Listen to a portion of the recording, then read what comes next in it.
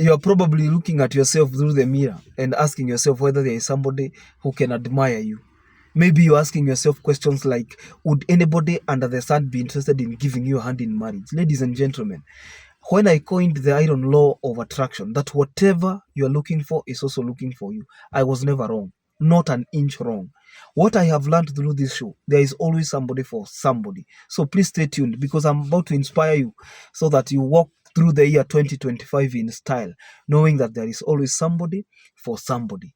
The good thing about this show, I always encourage you to choose the best from the rest. And I am so certain that nobody is desperate. That one I'm sure.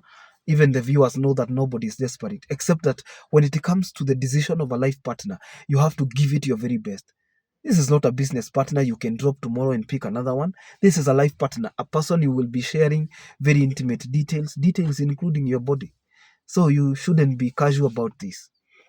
And I have realized that most people who have been single for a long time are single because they were looking for a partner in the wrong places. If you're trying to fish in a swamp, you can only get tadpoles.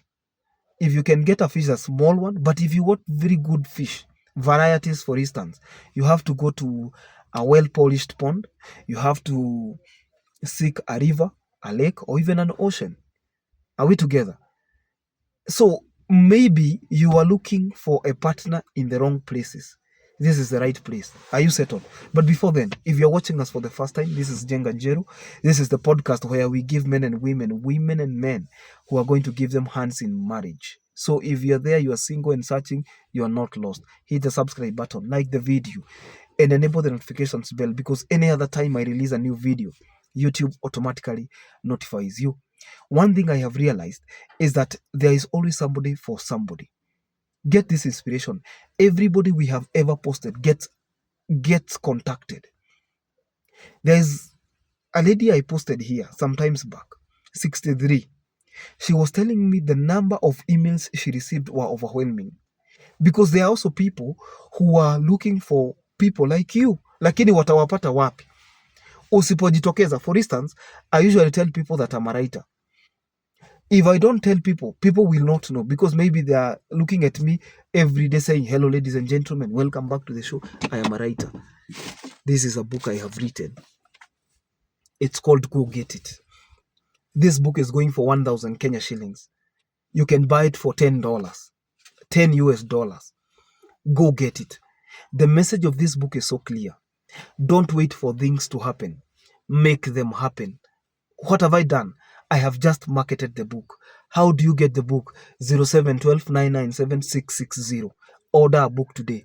Why? Because I want you to buy the book. Because I want the money. You get the point? Whatever you don't market never sells. If I don't mention that book, nobody will know Jenga Njeru is a writer. A prolific writer. A bad one, by the way. One of the best writers we have in East and Central Sahara. But how will you know that Jenga has dedicated the book? Listen to the dedication part itself. That I dedicate this motivational book to everyone who has a burning desire to be the best there was in his lifetime, dares to be different in every way, attempts to challenge the status quo, strives to break the existing records, and generally holds the breath until results manifest. It belongs to those who strongly believe that nothing just happens, those who understand that things are made to happen by fire, by force, by fire, by thunder. It is also meant for those who are more than willing to interrupt the existing systems as long as positive results manifest. Those whose minds cannot be limited by any current delay, trouble, or failure. They believe that we are living in a world full of boundaries and limitations, and where only the strong survive. They consistently attempt push-ups, which finally launches them into being the world's biggest ever next big things. Consecutively, just like Steve Jobs, I dedicate this book to the crazy ones. Here you are, the rebels, the troublemakers, the round pegs in the square holes, the risk takers. Are you a risk taker? The ones who see things differently. Those who are fond of rules. Those who are not fond of rules, and they lack respect for the status quo. They change things and push the human race forward because they are crazy enough to think that they can change the world, and actually they do. You can't just ignore them by thinking that they are crazy, because more often than not, they prove to be genius. Are you listening? More so, namalizia. The book goes to those who are ready to learn the rules of the game and play better than anyone else. These personalities understand that in this world, the more you try to change, the more you remain the same. They have therefore decided to blend their call, career, passion, talents, ambitions, and abilities with the right people and through the right channels. They always think of working together out of an understanding that teamwork glory is of more virtue than a one-man show. They often succeed because they know that the danger of the absence of an agreeing voice leaves individuals stranded, not able to justify the validity of their daring dreams. Those who cannot stand to entertain the embers of mediocrity also own this book. They know that it's a wretched act to be gratified with being average, while excellence lies before them. As a result, they have chosen to respond to issues with wisdom rather than reacting, and this brings them to a life at the top. They always climb mountains to see the world from a better perspective, but mediocre people who don't understand how systems run think that they want to be seen by the world. Finally, those who are fed up with being the tallest village dwarfs and are ready to walk out of the village and see how giants live, venture a world of endless possibilities, challenge failure, defeat poverty, andika loneliness hapo. Give sin no room, go beyond borders, beyond nations and beyond lifetimes are the ones that own this book the most. Ladies and gentlemen, what have I just done? I have marketed myself. If I sell 100 books, I marketed myself. If I sell 100 books, nobody knew about that book and maybe they're just knowing about the book after they have watched the video. The same case applies to you. You should never shy away from marketing yourself.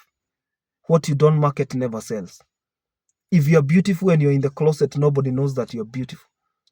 If you're beautiful and you only stay away from the dating platforms, nobody will ever know you're single.